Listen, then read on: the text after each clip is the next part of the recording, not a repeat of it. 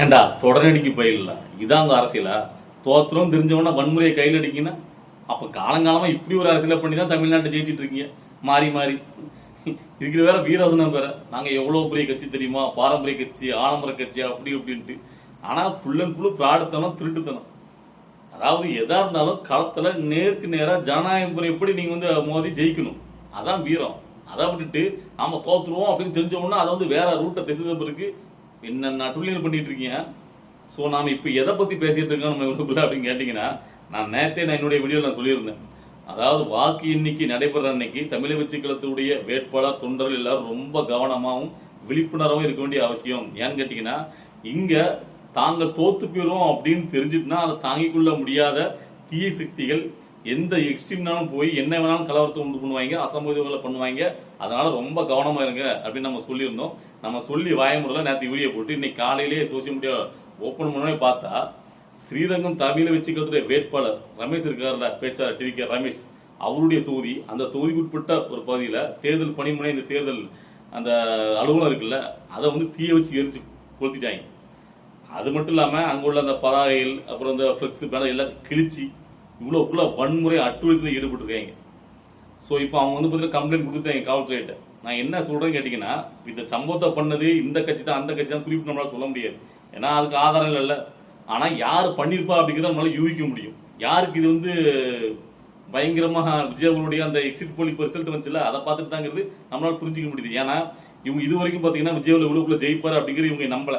So இவரு என்ன பெருசாக ஜெயிச்சிருவாரு, மக்கள் செல்வாக்கு அதிகமாக இருக்கு, ஆனால் சீட்டா மாறுமா ஓட்டா மாறுமா அப்படின்னு இருந்தாங்க. இப்போ எக்ஸிட் போல்லேயே பார்த்தீங்கன்னா தேவாக்க ஆட்சி அமைக்க போகுது, விஜயவல் தலைமையில ஆட்சி அமைக்க போற லெவலுக்குன்னு ஒரு ரிசல்ட் ரெண்டு இது கொடுத்தாங்க, ரெண்டு கம்பெனி நிறுவனங்கள் கொடுத்துட்டாங்கல்ல. அதை இவங்களால பொறுத்துக்க முடியல. என்னடா இது அப்படின்னு தெரிஞ்ச உடனே கோவத்துல இந்த அளவுக்கு கீழ்த்தரமான ஒரு வேலையை செய்ய ஆரம்பிச்சிருக்காங்க. அதாவது இதுக்கு முன்னாடி பாத்தீங்கன்னா ஒரு இடத்துல நம்ம யாருக்குனே சொல்லிட்டே இருக்கோம், அதாவது திமுகவுக்கு ஓட்டு போடல அப்படின்னு சொல்லிட்டு தண்ணி தொட்டியெல்லாம் உடைச்சாங்க. அது நம்ம ரீசெண்டா நம்ம வீடியோலாம் வந்துச்சு சோசியல் மீடியாவில். அதுக்கு முன்னாடி பார்த்தீங்கன்னா இந்த ஓட்டு போடுற அன்னைக்கே பார்த்தீங்கன்னா எங்க நிறைய இடங்கள்ல பார்த்தீங்கன்னா பிரச்சனைகள், அதாவது பார்த்தீங்கன்னா இவங்க ஓட்டு போடக்கூடாது சொல்லி சொல்றது, தள்ளுமொழி பண்றது இப்படி நடந்துட்டே இருந்துச்சு. குறிப்பா அந்த திமுகவுடைய அமைச்சர் சேகர் பாபு அவர் பார்த்தீங்கன்னா எங்களுக்கு தேவைக்கான ஒரு பொருட்டே கிடையாது, விஜயனா ஒரு பொருட்டே கிடையாது அப்படின்னு பெருமையா பெருசா பேசுவாங்க. ஆனா அன்னைக்கு ஓட்டு போடுற அன்னைக்கு எங்க நம்ம தோத்துறோங்கிற பயத்துல துறைமுகம் பகுதியில் உள்ள வேட்பாளர்கிட்ட சந்தேகப்பட்டார், அடிதடி பார்த்துருப்பீங்க, வீடியோ வந்துருச்சு. ஸோ இப்படிலாம் நடந்த இவங்களால இப்போ பார்த்தீங்கன்னா அந்த எக்ஸிட் போல் ரிசல்ட் பார்த்தீங்கன்னா விஜயவர்களுக்கு சாதகமா ஒரு சில பேர் சொன்ன உடனால அதை தாங்கிக்கொள்ள முடியல. உடனே பார்த்தீங்கன்னா இவங்க அப்படியே ஏதாவது ஒன்று பண்ணணும் அப்படிங்கிற இதெல்லாம் யோசிக்க ஆரம்பிச்சிட்டாங்க. அதனால தான் நான் திரும்ப திரும்ப கவனமா இருக்குன்னு சொல்றேன். இப்போ அதுக்கு இதை பார்த்தீங்கன்னா காவல்துறை உடனடியாக தீர விசாரிச்சு யார் பண்ணாங்களோ அவங்களுக்கு கடுமையான முறையில் அவங்க மேல் நடவடிக்கை எடுக்கணும். ஏன்னா மக்களுக்கு பாதுகாப்பு இல்லாத சூழ்நிலை கூட உருவாக வாய்ப்பு இருக்கு. இதை ஒரு அவேர்னஸா நீங்க எடுத்துக்கணும். ஏன்னா இப்போ பார்த்தீங்கன்னா ஒரு அலுவலகத்தையே எரிக்காங்கன்னு வச்சுக்கிடுங்களேன்.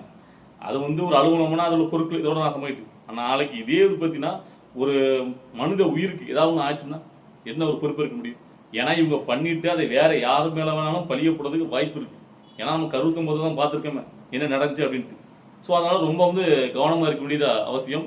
ரொம்ப அவேர்னஸா இருக்கு. அது நடந்து முடிஞ்சதுக்கு அப்புறம் இது அப்படி பண்ணிக்கலாம் இப்படி பண்ணிக்கலாம் தேவையில்லை. ஏன்னா இங்க ஒரு புதுசா ஒரு மாற்றம் உருவாக போகுது. அதனால இந்த மாற்றத்தை தாங்கிக் கொள்ள முடியாத தீய சக்திகள் என்ன வேணாலும் பண்ண துணிவாங்க. ஏன்னா இவங்க இவ்வளவு நாள் பாத்தீங்கன்னா தமிழ்நாட்டில் நம்மளை எதுக்க யார் இருக்கா, இந்த திராவிட கட்சிகள் ரெண்டு பேருமே பாத்தீங்கன்னா ஒன்னு 5 வருஷம் நீ ஆண்டுனா அடுத்த 5 வருஷம் நான் தான், வேற யாரும் இங்க வர முடியாது அப்படிங்கிற ஒரு மெதப்பிலே இருந்துட்டாங்க. இப்போ அதை ஒழிக்கிற அளவுக்கு மிகப்பெரிய ஒரு சக்தியா விஜய் வந்திருக்கு. ஸோ அதனால இவங்களால தாங்கிக் கொள்ள முடியல. அதுவும் பாத்தீங்கன்னா வெற்றி வாய்ப்பு இந்த அளவுக்கு போகணும் அவங்க எதிர்பார்க்கல முதல் தேர்தலே. ஸோ அதனால பார்த்தீங்கன்னா அவரை வளர விட்டுறக்கூடாது, அப்போ நம்ம பார்த்தீங்கன்னா இதை ஏதாவது வேற மாதிரி திசை திருப்பி விடணும் அப்படிங்கிற முயற்சியில் ஈடுபட்டுருக்காங்க. உங்களுக்குலாம் தெரிஞ்சிருக்கும், 2-3 நாட்களாவே சோசியல் மீடியாவில் நம்ம பார்த்துட்டு இருக்கோம். அதாவது இந்த வாக்கு எண்ணிக்கை என்றாங்கல்ல, அன்னைக்கு பார்த்தீங்கன்னா தமிழக வெற்றி கழகத்துடைய ஆதரவாளர் ரசிகர்கள், அதாவது பார்த்தீங்கன்னா ரிசல்ட் விஜய்க்கு எதிராக வந்துச்சு அப்படின்னா அதை தாங்கிக் கொள்ள முடியாமல் விரக்தியில் ஏதாவது பண்றது கூட வாய்ப்பு இருக்கு. ஸோ அந்த அசம்பாவிதம் தடுக்கணும், ஸோ யாரும் பண்ணிடுறாங்க அப்படின்ட்டு இவங்களாவே ஒரு விஷயத்த அப்படியே சோசியல் மீடியாவில் பரவிட்டே இருக்காங்க. ஸோ இது அவங்களா எதுவும் பண்ணட்டா கூட இந்த எதிரி தீய சக்திகள் ஏதாவது எங்கேயாவது ஒன்று பண்ண வச்சு அதை அவங்களாவே பண்ணிக்கிட்டாங்க விரைத்தில் அப்படின்னு கூட விஜயவர்களுக்கு எதிராக திசை திருப்ப வாய்ப்பு இருக்கு. ஸோ எப்படினாலும் சரி, ஏன்னா இப்படி ஒரு எதிர்த்து ஒரு ஆள் நிற்பாருங்கிறது அவங்க நினைக்கவே இல்லை சத்தியமா. அது விஜயவர்கள் இவ்வளோக்குள்ள வளர்ந்து நிற்பாருன்னு அவங்க நினைக்கவே இல்லை. அதனால அவங்க பார்த்தீங்கன்னா பயங்கரமான ஒரு கோபத்தில் இருக்காங்க. அவங்க மட்டும் இல்லை, ஒட்டுமொத்தமாக எல்லாரும் சேர்ந்து இருக்காங்க. விஜயவர்கள் இப்போ எல்லாரையும் பார்த்தீங்கன்னா எதிராக அந்த மனுஷன் மட்டும் தான் நிற்காரு. நீங்க பார்த்துருப்பீங்க. அதாவது ஏடிஎம்கே, டிஎம்கே, பிஜேபி, நாம் தமிழ் ஒட்டுமொத்த பேருக்கும் விஜய் அவர் சிம்ம சொப்பனமா இருக்கு. அவருடைய அந்த வளர்ச்சி, இந்த மக்கள் செல்வாக்கு இவங்களால ஜீரணிக்க முடியல. அதான் உண்மை. ஏன்னா இப்படி இருக்காடா, இவங்களுக்கு இவ்வளவுக்குள்ள செல்வாக்கு இருக்குடா அப்படின்ட்டு அதை பொறுத்துக்க முடியாம என்ன வேணா கூட்டு சேர்ந்து பண்றதுக்கு வாய்ப்பு இருக்கு. அதனால தேவாக்கோடைய ஆதரவாளர்களும் வேட்பாளரும் ரொம்ப ரொம்ப கவனமா இருங்க அப்படிங்கிறத திரும்ப திரும்ப நான் சொல்லிக்கிறேன்.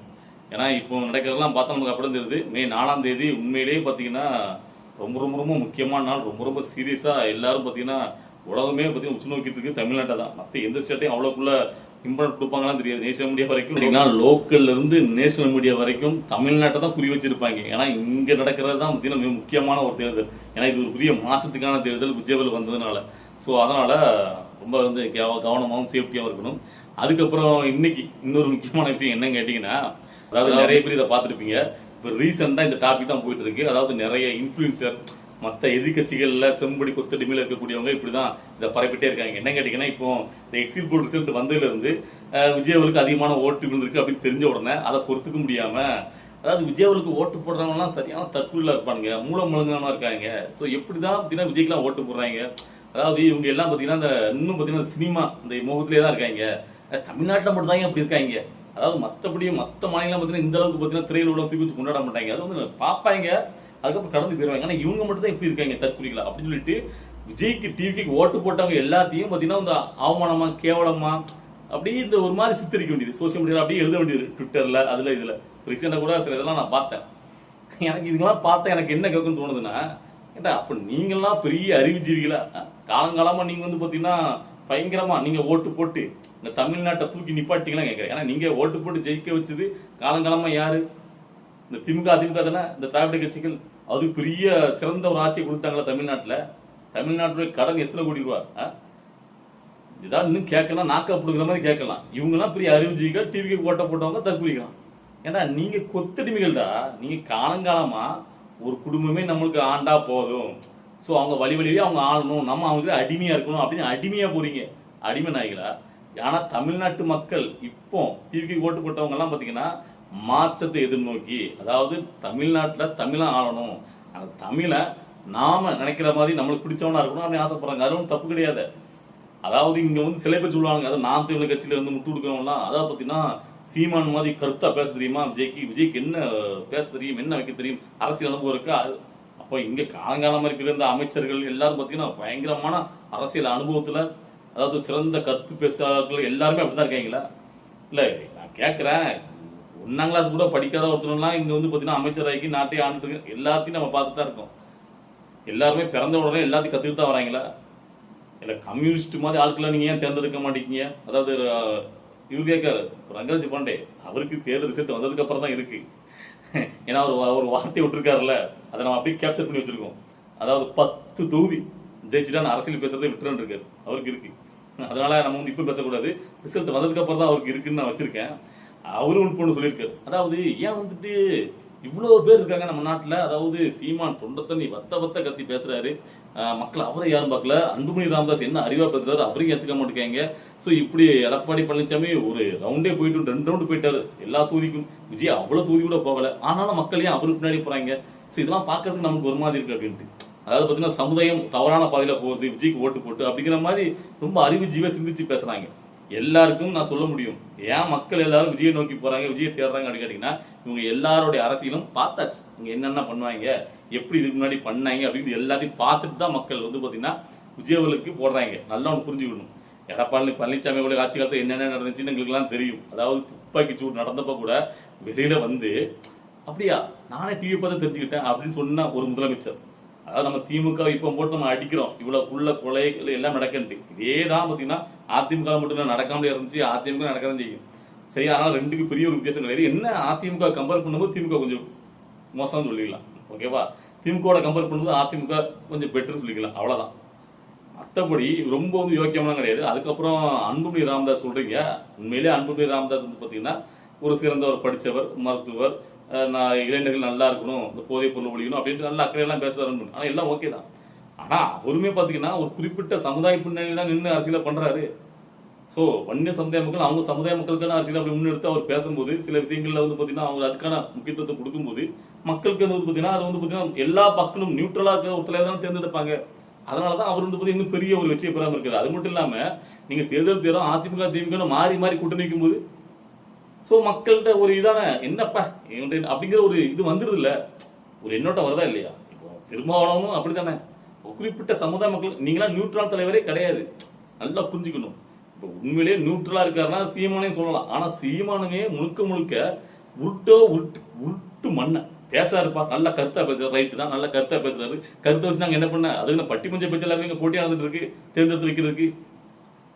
நாட்டை கொடுக்கணும்னா உண்மையா இருக்கணும். ஒரு விஷயத்துல நம்ம எடுத்துக்கிட்டோம்னா அந்த விஷயத்துல உண்மையா இருக்கணும். எல்லாத்தையும் விட்டு மாத்தி மாத்தி இன்னைக்கு ரீசெண்டா அதாவது விஜய் வந்தனாலதான் ஒட்டுமொத்தமா எனக்கு வந்து வீழ்ச்சி ஆகி போச்சு. நான் ஒவ்வொரு தடவை வரும்போது ஒவ்வொருத்தர் நடிகரா வந்து வீழ்ச்சி அடைய வைக்கிறாங்க. ஸோ நான் கட்டி எழுப்புற கோட்டையை பிடிச்சிட்டாரு.